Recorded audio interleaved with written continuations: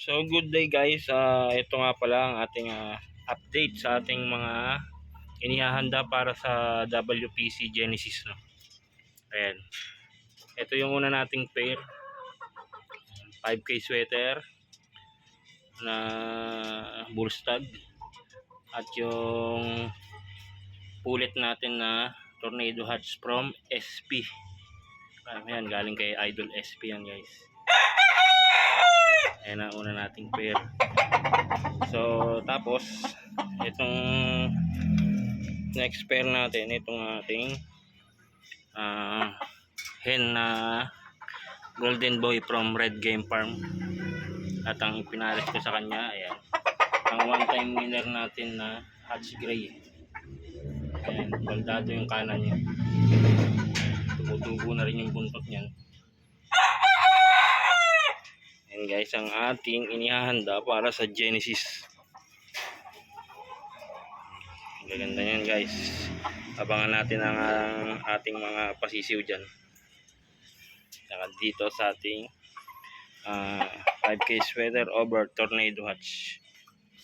Ayan, yung tornado hatch natin, talagang napaka solid. Ayan.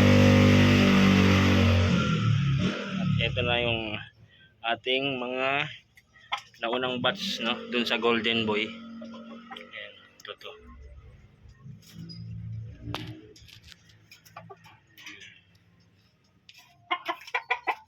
Ito. Ayan, mga naunang batch. Going to 4 months na yan guys.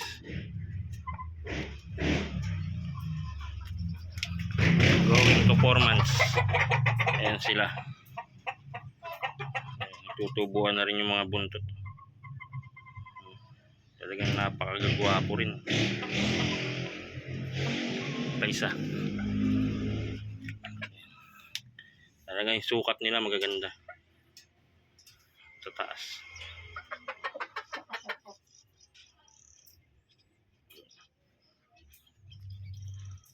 Kagwapo.